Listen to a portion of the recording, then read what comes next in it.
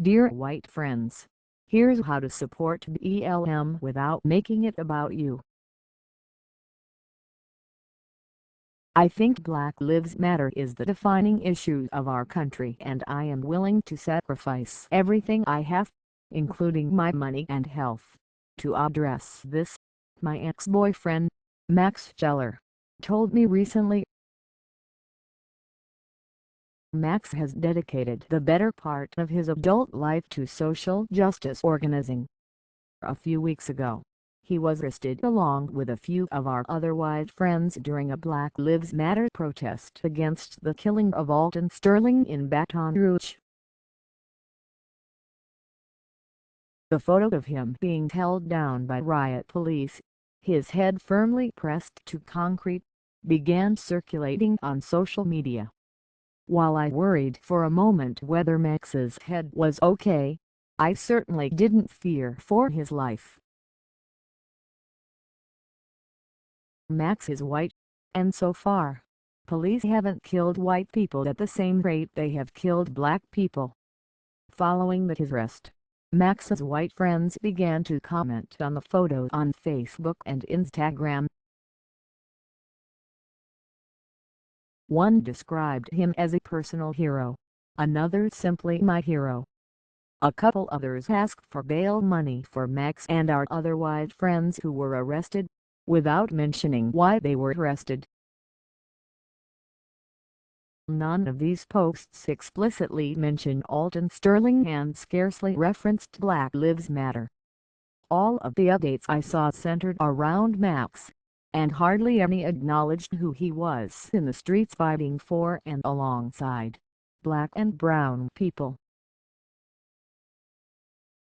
Photograph of Max Scheller at Baton Rouge protest, taken by photographer Patrick Mellon. The Black Lives Matter movement is an umbrella term that has evolved to encompass several Black-led and centered organizations like Dream Defenders, Operation Zero, Black Lives Matter Network, and Black Youth Project. These groups have spearheaded protests and organized communities across the country, but many of them haven't built up national coalitions with hierarchies and official roles. Its diffuse nature has meant that there's no explicit place or structure for white people, a clear and intentional departure from civil rights groups of the 1960s. While this is a good thing for the most part, it has made their participation complicated and bred a type of well-meaning but sometimes problematic white ally. As I witnessed firsthand, the response to the photo of Max from whites I know to be smart, liberal allies could be tone-deaf at best and harmful to the Black Lives Matter message and movement at worst. Unfortunately, that became their one and only entrance into the movement for Black Lives, Max told me when I asked him about the response from our mutual friends. As part of his participation in the Black Lives Matter movement, he's careful to avoid reinforcing the same structures of oppression we're trying to dismantle, and that means not centering the experiences of white people. Growing up, I learned about the crucial importance of white abolitionists who provided shelter and food to black slaves escaping on the Underground Railroad. And of course, white people were part of the movement to advance black civil rights in the 1960s. Bob Zeltner, an Alabama-born and raised son and grandson of Ku Klux Klan members, was a student when the Freedom Riders came through his college town in Alabama in 1960. After witnessing the white activist brutally beaten by police, Zeller decided to join the movement to get my own freedom, he says. While some argue that institutional change happens only when white people get out of the way, Seeing white people participate in the cause can lead to awareness. White people saw white people getting brutalized, says my friend Bob Wise, who also circulated the photo of Max.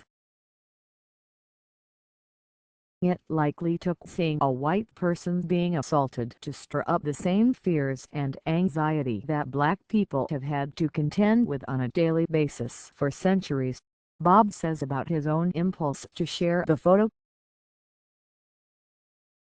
Groups like Showing Up for Racial Justice, which began after black leaders approached a group of white organizers during the Tea Party's rise in 2009, are thinking and talking about how to be effective white allies and organizers against racism.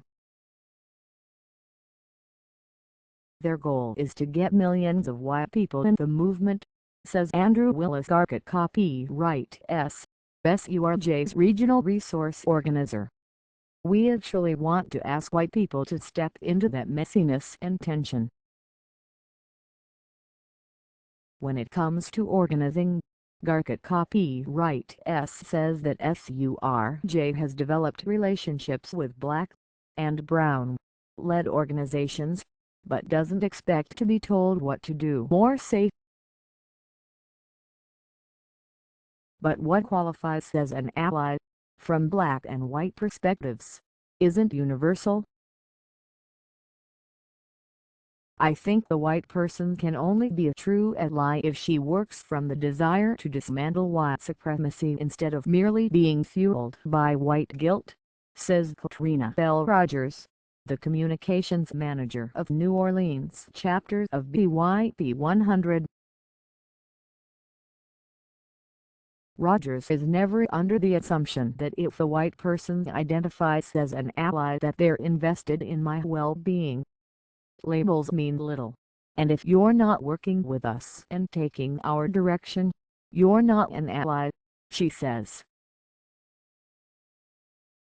The Student Nonviolent Coordinating Committee (SNCC) and Congress of Racial Equality Corps, both organizations central to the 1960s civil rights movement, folded white activists into the civil rights movement with a tacit acknowledgement about their place within it.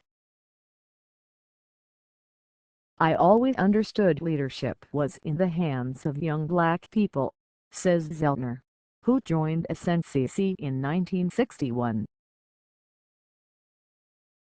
One of his fellow workers, who was black, often handed Zeltner a broom with orders to sweep up the office, and would tell Zeltner that in the SNCC office I was just a poor-ass field secretary and I had to have my day on the broom. There was an understanding that I could be a foot soldier and fellow revolutionary, but I was a follower, not a leader, he says. One change that has made it easier for white allies today to step up to police-related injustices is that they don't face the same danger they did in the 60s. Whites were even attacked more because they were seen as traitors to the race, most notably in the South, says Charles McDood, 78, a black member of SNCC. White civil rights workers were targeted not only by white segregationist Southerners, but also by police, according to Zeltner. He was 24 years old when he was arrested and taken into East Baton Rouge Parish Prison, the same place where Max was locked up a few weeks ago. Zeltner says he was tortured there, and describes it as the most brutal prison I was ever in. While the role of white participants in Black Lives Matter shouldn't be left to black organizers to figure out, black Americans have had to contend with racism, and it isn't the responsibility of blacks to show whites how to be good allies and comrades. White activists and sympathizers to the Black Lives Matter cause should take a page from white activists of the civil rights movement, that black people are the leaders, that the movement is centered around them, that glorifying white participation in a black-led movement is gauche and unhelpful, that this isn't about white people. There's no clear path or prescription for how white allies should operate in a movement led by black and brown people. That's part of the work.